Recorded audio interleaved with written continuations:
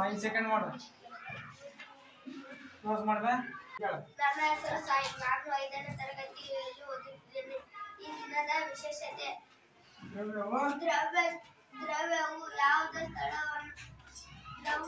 ದ್ರವ್ಯವು ಸ್ಥಳವನ್ನು ಆಕ್ರಮಿಸಿಕೊಳ್ಳುತ್ತದೆ ಎಂದು ನಾವು ಈ ಪ್ರಯೋಗದ ನಂತರ ತಿಳಿಯೋಣ. ಬಳಸಿದ ವಸ್ತುಗಳು: ನೀರು,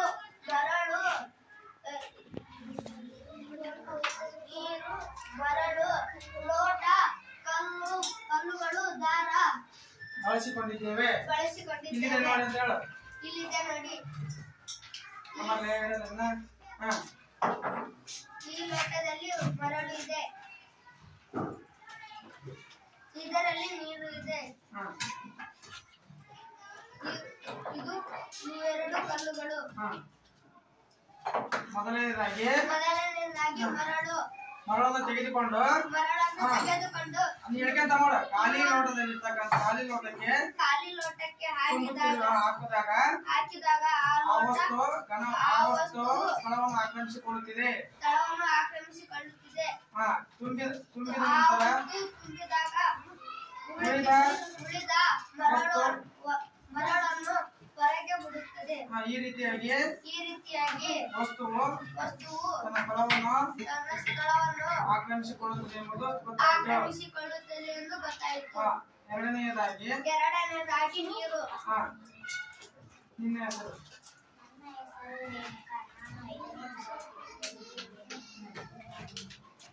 ನಾನು ನೀರನ್ನು ತೆಗೆದುಕೊಂಡು ಖಾಲಿ ಲೋಟಕ್ಕೆ ಹಾಕುವೆ. ನೀನು ಹೇಳ್ಕೊಂತ ಮಾಡ್ಬೇಕನ್ನ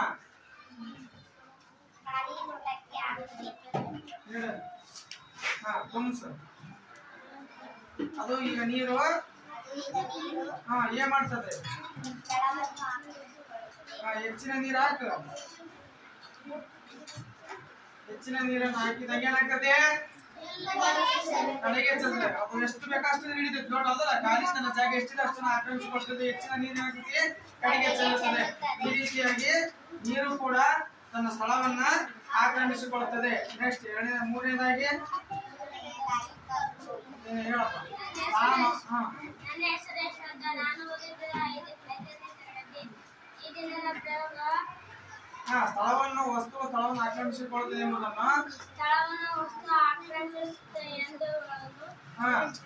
ನಾನು ಬಳಸಿದ ಕಲ್ಲುಗಳು ಈ ತುಂಬಿದ ನೀರಿನ ಲೋಟದಲ್ಲಿ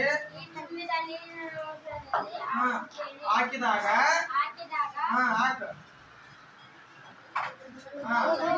ತನ್ನ ಸ್ಥಳವನ್ನು ಲೋಟದಲ್ಲಿ ಆಕ್ರಮಿಸಿಕೊಂಡು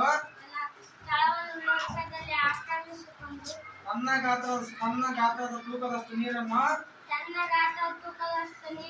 ಹೊರ ಚೆಲ್ಲಿದೆ. ಅಂದ್ರೆ ಇಲ್ಲಿ ಗೊತ್ತಾಯಿತು ವಸ್ತುವು ಸ್ಥಳವನ್ನು ಆಕ್ರಮಿಸಿಕೊಳ್ಳುತ್ತದೆ ಎಂಬುದು.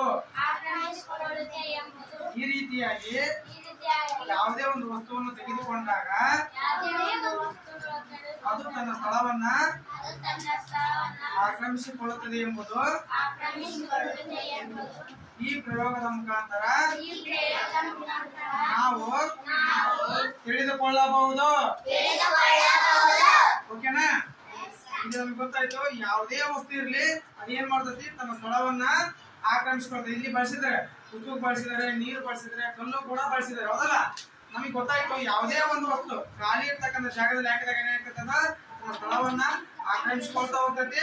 ಹೆಚ್ಚಿದ್ದು ಏನಾಗ್ತದೆ? ಅದು ಹೆಚ್ಚಿದ್ದು ಏನಾಗ್ತದೆ? ಯಾವುದೇ ವಸ್ತು ಇಲ್ಲಿ ಅದೇನಾಗ್ತದೆ? ಹೆಚ್ಚಿಗೆ ಆಗಿರ್ತಕ್ಕಂಥದ್ದು ತುಂಬಿದ ನಂತರ ತನ್ನ ಜಾಗವನ್ನು ಆಕ್ರಮಿಸಿಕೊಂಡಾಗ ಉಳಿದದ್ದು ಏನಾಗ್ತದೆ? ಕಡೆಗೆ ಚೆಲ್ತತಿ. ಜೊತೆಗೆ ನಾವು ಯಾವುದೇ ಒಂದು ಘನ ವಸ್ತು ತೆಗೆದುಕೊಳ್ಳಿ, ಅದು ಘನ ವಸ್ತುವಿನಲ್ಲಿ ನಾವು ತೇಲಿ ಬಿಟ್ಟಾಗ ಅದು ತನ್ನ ಗಾತ್ರದಷ್ಟ ನೀರನ್ನು ಏನ್ ಮಾಡ್ತದೆ? ಅದು ತನ್ನ ಗಾತ್ರದ ನೀರನ್ನು ಏನ್ ಮಾಡ್ತದೆ? ತನ್ನ ತೂಕದ ನೀರನ್ನು ಏನ್ ಮಾಡ್ತದೆ? ಅದು ಏನ್ ಮಾಡ್ತದೆ? ಆ ಜಾಗವನ್ನು ಯಾರು ಆಕ್ರಮಿಸಿಕೊಳ್ತಾರ? ಇನ್ನೊಂದು ವಸ್ತು ಆಕ್ರಮಿಸಿಕೊಳ್ತದೆ. ಇಲ್ಲಿ ನಮ್ಗೆ ಗೊತ್ತಾಯ್ತು. ಯಾವುದೇ ವಸ್ತು ಘನ ಇರಲಿ ತವ ಇರಲಿ ತನ್ನ ಜಾಗವನ್ನು ಅದು ಆಕ್ರಮಿಸಿಕೊಳ್ಳುತ್ತದೆ ಅನ್ನೋದು ಈ ಪ್ರಯೋಗದ ಮುಖಾಂತರ ನಾವು ತಿಳಿದುಕೊಂಡ್ವಿ. ಓಕೆನಾ? ಓಕೆ, ಧನ್ಯವಾದಗಳು.